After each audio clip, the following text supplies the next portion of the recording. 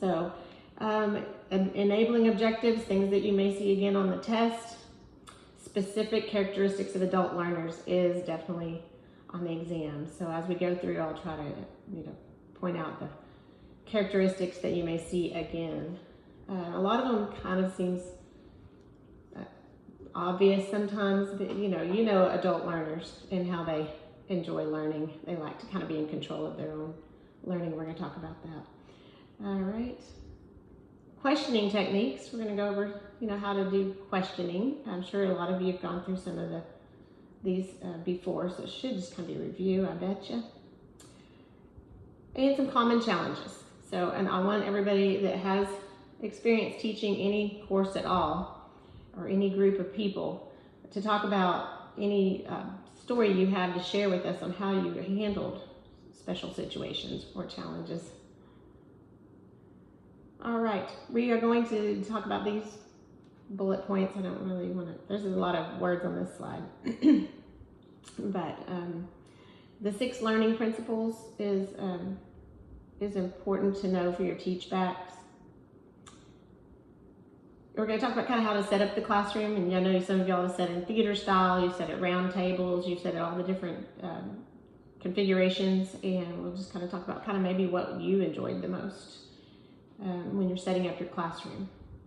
And again, we're going to talk about how you were representing EMI and all our partnership organizations, and we need to be professional, respectful, and talk about ethics. And again, if you've got any stories to share on something that went wrong, or you were in a situation where there was an ethical dilemma, feel free to share it out, because that's how we all learn. All right. Training principles. Here we go. We know that life experience is what we're going to have in our classroom. When we're sitting in these ICS courses, these people have been around the block. They're not just, showing up right out of high school or college. They're pretty seasoned most of the time. And so you really want to draw on that experience. We want to work on pulling out from our instructors, from our students, conversation. And at first, people may be a little shy. We're going to kind of talk about how to kind of go around the room and draw out at each person to participate. That's the goal. The goal is that we don't let anybody just sit by in silence the entire course. They can't. They also have to get up and teach. So also they need to interact. So we're going to try to make sure we're aware of how adult learners learn. So Malcolm Knowles is considered the father of androgyny, there's pedagogy, and I looked up how to pronounce this one several times, because I say pedagogy for children's learning instruction styles, and then androgyny for adult learners. The root word there, A-N-D-R, ander, means man, mankind, humankind. And the last half is how they learn. So we know that adults are self-directed. They like facilitation, where you as the instructor, I'll put that in quotes, are never really just the sage on the stage, or the focus of the attention. You're really facilitating their learning and kind of guiding the learning, off more to the side, not on the center of the stage. The 6 adult learning principles are going to be, you'll see them again, they are fundamental differences between adults and children. And not that children don't sometimes also enjoy having choices in how they're going to learn today. Maybe they get to choose their centers, when they're in elementary school, and they love the choice. And everybody loves having choices, including children and adult learners. But we're going to focus on adult learners. So here's the 6 principles that you will see over and over again. And you'll see it throughout this slideshow again. This is not the last time you'll see this, but you will, this is kind of what most of the test questions are centered around, is this 6 adult learning principles. That they have a need to know, that's why they're there. It's the WIFM, right? It's the what's in it for me, W-I-I-F. What's in it, W-I-F-M. What's in it for me? That little acronym. And so each person in the room's, there for a reason that they have determined in their own mind what they need to know from this course. So they also have a foundation. Their self-concept is already established. You know, they're self-determined. They have a readiness. They have experience. They're already oriented to what the course is usually about, and they have the internal or external motivation. So you still will have those people in the course that are voluntold or told, you know, just told they have to go take this class. They have to get this certification for their career to advance or whatever it is. So there's always a few that are kind of, you know, in the back with their arms in there, kind of just there because they have to be. That's always in every course, everywhere. I taught CPR to a bunch of police officers, and they weren't happy about having to stay after hours for that course. They made me well aware that they were being made to be in this course. But over time, they loosened up and had fun with it. They realized, you know, we're all got to get through it kind of thing. All right, here's the first principle, and they go through separate slides on each and every one of these principles. So we do talk about them, like I said, over and over again, with the goal being that at the end of it, you get it, and it's not going to be a problem as the test questions will come up. So the need to know is keeping adults motivated and engaged because they are already aware of why they're learning. So again, what you just do throughout the course is you're going to keep bringing back the goals and the purpose, why we're doing this, kind of giving them the why as you go, right? That this is why you'll need to know this. So real quickly, since we're not in person, and we will have breakouts, but I don't think we're doing them yet. If anyone doesn't mind being the brave soul in front of the whole class, and talk about how you meet the need how do you meet the need in your classes? I know some of you are seasoned instructors, and I know most of you have taught a lot of things. And if you want to answer, how do you meet the need to make sure your adult learners see the purpose in them being there and what they're doing? And also, if you just want to answer this question, what do you think motivates your students to learn? Anybody want to share, or even see? I don't know if I can see the chat. I think mostly Ray. No, I can see the chat. I can see the chat right here. So if you want to answer, what do you think motivates your students to learn, your adult students to learn? Anybody got something they have? Yep, I see some people texting. Connections to real life. Yes, good answer.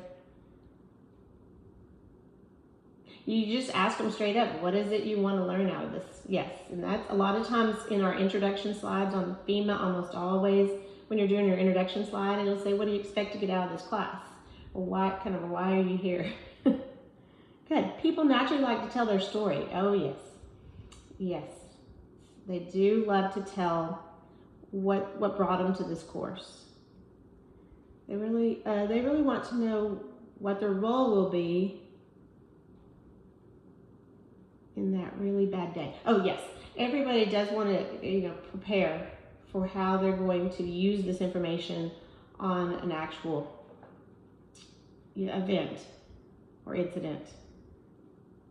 Yeah, post the goals on the whiteboard so the instructors can see the reference. Yes, so that we have them get up, put it on, some big, large Post-it notes that stick on the wall, or some of those little whiteboard easels, so that you can keep referring back to, okay, you told me in the beginning of the class your goal was this, or you wanted to learn X, and you can keep pointing to it. It also keeps you centered and focused on the purpose for why you're there.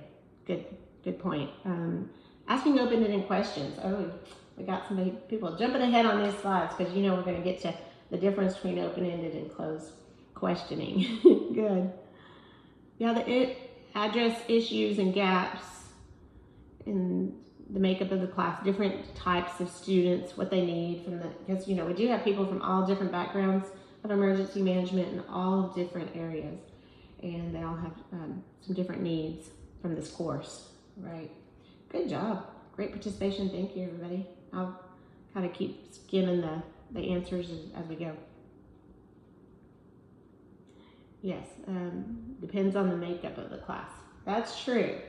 Once you kind of read the room, you've done the introductions, you kind of already ahead of time seen maybe some of the agencies everybody's coming from.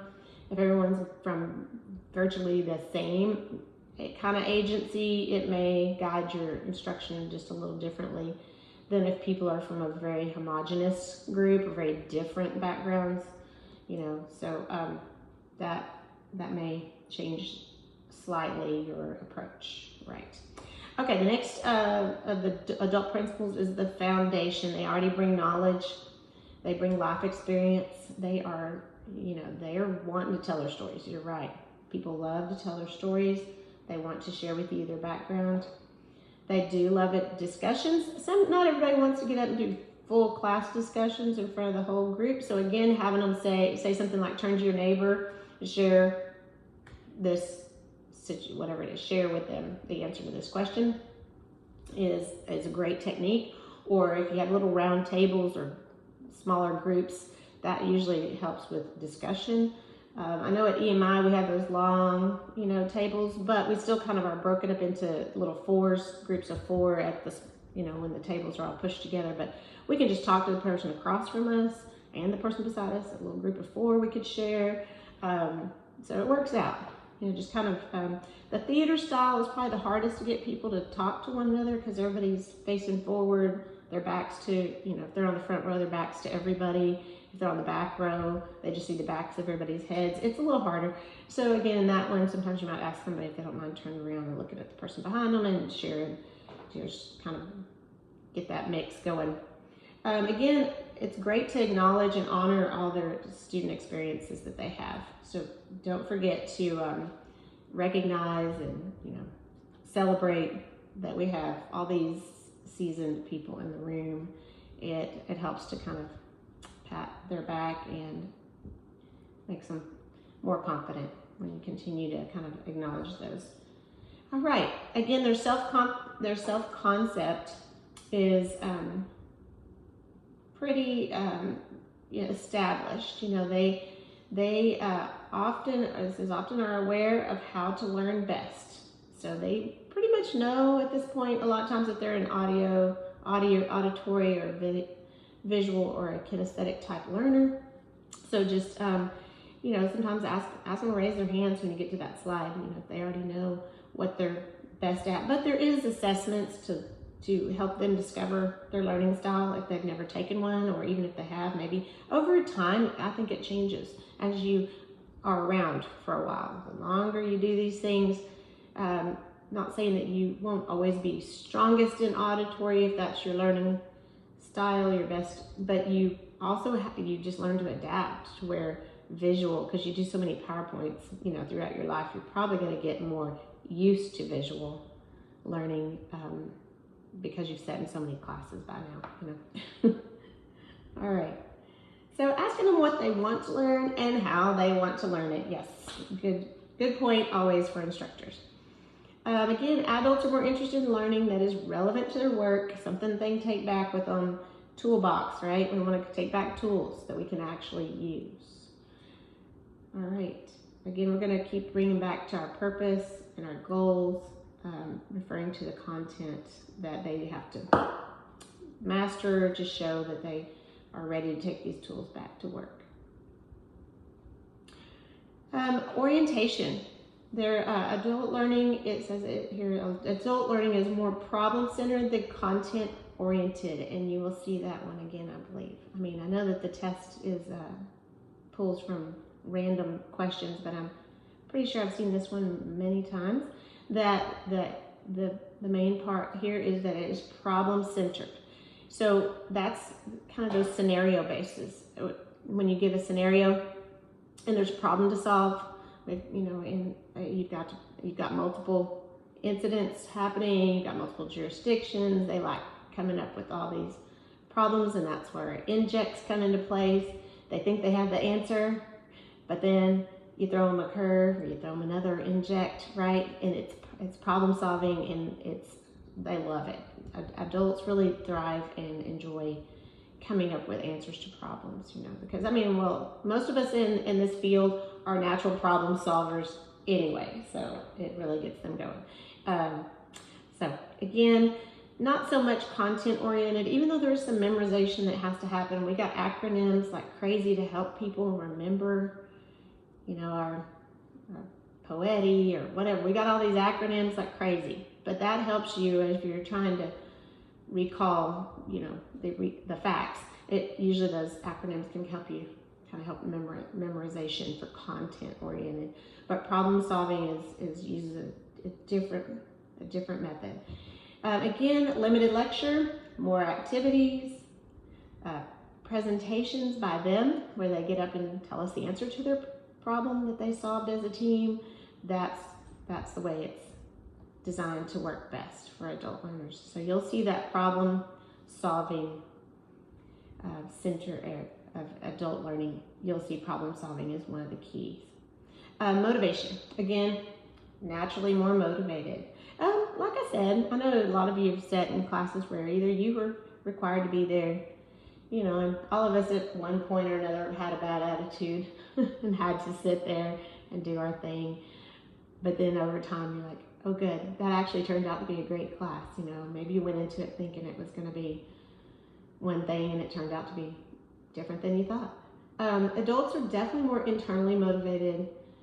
External motivation is more like for the grades or for the praise or for some sort of outside reward. I guess it could be also for, you know, a promotion at work or a raise, something like that could be an external motivation. Internal motivation quite often, not always, but mostly is just for personal satisfaction because you set a goal and you achieved it and you feel good about that achievement. Again, there's formative assessments, which, like your pre-test that you just took, kind of gave us a little background on what you already know. So those are great assessments to have. The written ones, the ones with some objective numbers, and but peer-to-peer feedback, evaluations, and instructor to student feedback is going to be very valuable, where they get some actual. I mean, you're going to still have a rubric where you give them numbers or you give them a standard, but at the end of the day, the comments is what they're looking at. They want to see your comments about, you know, just what you liked. And I always put in something I like and something that maybe they could improve on. But, you know, I'm always looking also for, you know, you did this really well. You know, good job. And because people like to see that. They want to know what you did like as well as not just what they can improve. All right, remember this Myers-Briggs, how many people, I don't know if there's a way to, I don't think I can see thumbs ups, but most of us have probably had to take a Myers-Briggs inventory. There's many different ways to evaluate your learning style. Howard Gardner's, I'm going to try to send out, if I can, as a link to Howard Gardner's multiple intelligences theory. I downloaded several visual images that show all the different types of multiple intelligences there are. But there's naturalistic, your music. You can be inclined in so many different ways. Spatial, visual. Some people are very good at math, and mathematics, and accounting, and that sort of thing is just their natural bent. So there's several of them, and there's a lot. Anyway, it's very interesting, and all of you out there do have multiple intelligences. You're not just intelligent in emergency management or in one area. You have multiple talents, right, or strengths that you can build on.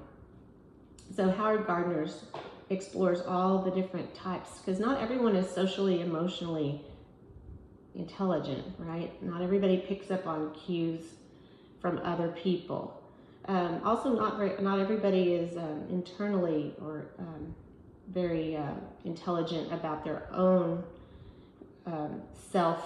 You know, they haven't really learned themselves yet, and what they really what really makes them tick. So, but some people are very in tune to themselves and what works for them.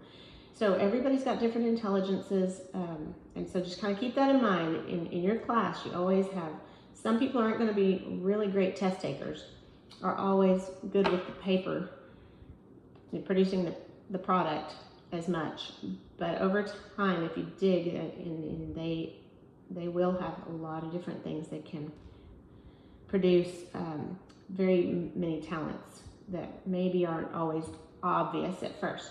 So you need to remember this VAK acronym: visual, auditory, and kinesthetic. And we're going to go into those types of learning styles or learners. Myers-Briggs is it has several different things it's testing, but mostly it's looking for your dominant, auxiliary, tertiary, and fourth function of type of learner. So we always have a strength or a dominant style. So you can have this develop over the course of a lifetime. So that's what I was saying is, if you haven't taken an inventory in a while, maybe it's been 10, 20 years since you've taken any kind of learning style inventory, it might be interesting to take another one, just to see if you've kind of developed, changed over time, as we all do. Here's Gardner's list of some of his learning, some of the intelligences that we have, that some people have and some people don't have. You know, like some people aren't naturally musical, other people are. Some people aren't naturally linguistic or verbal. Some people have that visual spatial talent. They can they can see things that I don't see in the space, right? People that are visual also a lot of times are visual learners. Sometimes people that are linguistic are very good auditory learners, but you know, not necessarily. All right, here's that visual, auditory, and kinesthetic again. Okay, visual, as you know, engage with the lesson through images. So I know that, you know, if you've been in any kind of instructor course lately, when they talk about developing your PowerPoint, they're saying less words, more images. You know, FEMA doesn't always follow that recommendation. Sometimes there will be slides with so many words, even though a lot of courses I've been in that are FEMA courses, the instructor presentations courses, they'll say more images because people that are visual want to see more images, less words on a slide. But again, body language, movement, facial expressions, so that's why we're going to ask you to put it all together so that they can see your facial expressions, your body language, you lean in because you're interested, you know, that sort of thing. Says more to a visual person than what you're saying. So the way you behave, the way you interact is going to speak louder than the words that you say. Again, auditory people that are dominantly auditory, they listen to the tone of your voice, the pitch, the inflection, the way that you say things. They're very engaged with that. And most of us are a combination of those two really strongly. You know, we kind of have to have the visual and the auditory to get it all. So, but kinesthetic, we all love to learn by doing. You know, that's why they always are saying, you know, watch one, do one, teach one, right? So once you've gone to teach it, you are putting it, you're having to do it by showing it and explaining it. So you're putting it all together. So opportunities to move around the room, time to handle materials, times to write on our 215. You know, we have our 215 blown up in large laminated sheets so that people can actually write in all the parts, in our 204 on the wall. You know, it's just great to have ability to touch it and do it, even in large scale, because you know that seems to really work. So we'll get you some visuals and some hands-on activities the best you can to help add on to this tactile experience that will help them wrap up their learning in the best way. All right, so here again is just a same thing. Auditory is lectures, recordings. People that like to record their professors and listen to it over and over again, they're probably auditory learners. Brainstorming out loud, just throwing out ideas so that you can hear it. Group discussions, stories, like the stories. Visual people love graphs and charts, pie charts, bar graphs, pictures. I do love pictures on every slide. I think that works. And sometimes the pictures in some of the FEMA slides don't always go with what they're saying on the words. They just sometimes throw in a random picture, and sometimes it's kind of funny what the pictures are. But still, you know, they're trying to make it interesting by throwing in a picture on the slide. Some sort of reading the text is helpful. As auditory people, they would probably read the text out loud to themselves. Visual, maybe not so much. They might just read silently and able to get it just fine. Seeing maps and lists, yes. Check sheets, rubrics, visual people love that. Kinesthetic, like role playing, which we do a lot of this at EMI as well. If you've taken some courses there, they'll get up and have you role play or play the part of being the PIO. You have to play the part just like you're really in the role.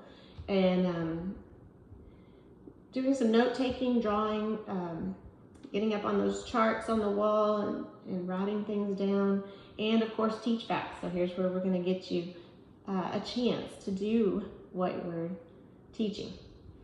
And of course you get to give a presentation and simulations. We're all about simulations and emergency management. That's how we're going to find out where we're missing some components, some capabilities, and our gaps, right? Because we're going to do simulations. All right, training versus learning. Let's talk about what is training, because we got lots of training, don't we? Yes, lots of training. It's just imparting information or skills. If you're a trainer, you're just there to impart skills and information. But learning is actually mastering it. So being able to take that training, take it to heart, ruminate over it, think about it, develop your understanding, continue to grow that training, right? So training does not necessarily equal learning. They put that in big, bold letters. It's probably important. Learning should be observable, applicable, and verifiable. So we should be able to say, well, demonstrate for me how to do that. And you should be able to show us, and that's a way to show learning, that you've taken it to heart and you can explain it. So that little box there, important. Learning should be observable, applicable, and verifiable. All right, presenter versus facilitator. I definitely am going to say that you, like I said before, you're not presenter-centered. It should be more facilitation. It's more student-focused. What they need, are they maneuvering through this material? Are they getting it? So it's best when you use new ideas, approaches, and best practices. Students are able to share their experiences and you're generating dialogue. So presentation. Presentation is kind of what I'm doing now. I'm getting up and presenting this material. We're going through training.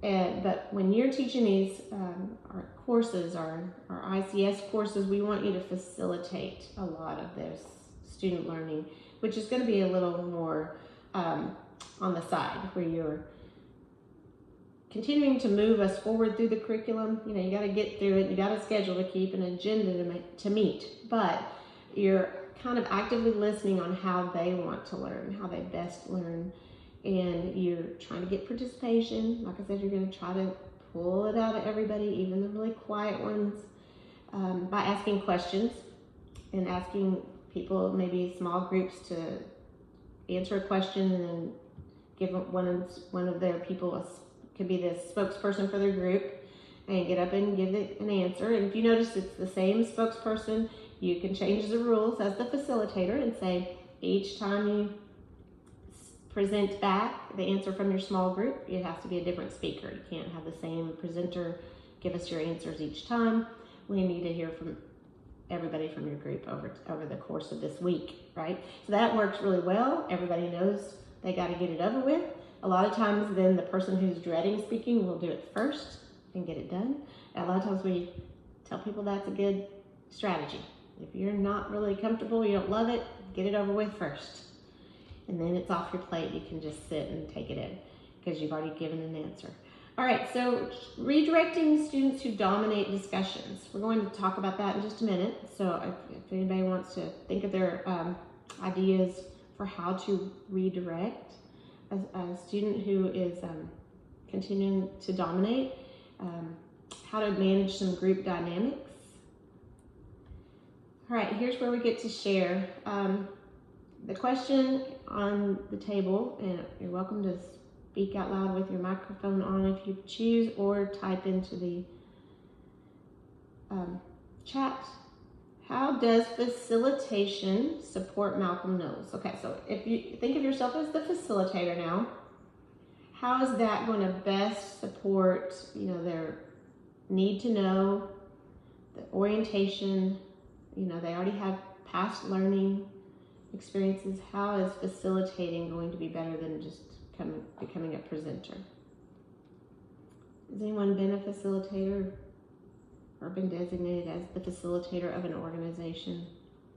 Yeah, it encourages them, and it motivates their self-esteem. That's right. When you kind of put it back on them, they're the center of the stage. Right, good. You can direct learning through the student and their experiences. That's right. Empowerment, yes. You're going to empower them to be in charge of this. Good. And you're really responsive to the learner when you're a facilitator. Excellent. I can tell you all are very experienced. Yes, it allows everyone to be a part of the teaching. Students are part of the teaching. Yes. And more engagement. Engages more people. That's right. So facilitation is what we're aiming for. So as you're teaching your teach backs, and we want to hear how you're going to teach, ICS 300 or ICS 400, continually kind of try to throw in one of Malcolm Knowles' adult learning reasons. See if you can kind of, so maybe downloading, I can send you, I downloaded some Malcolm Knowles stuff I'm going to try to send out. If I could do that, I might try to send it on the chat. But if you have that as a reference, then you'll always be, as you're doing your teach back, you'll be hitting that facilitation goal that you're facilitating. Again, they show us this slide a second time with the bullet points like this. You've already seen this slide one time. It's a repeat, but they're just trying to emphasize how important this one is.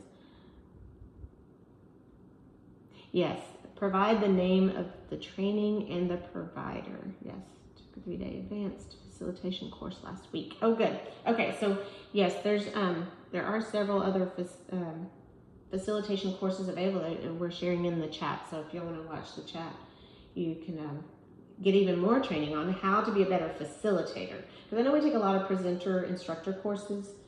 I know I have with FEMA and other trainers have done some instructor training, but how to actually facilitate is probably another course you could take.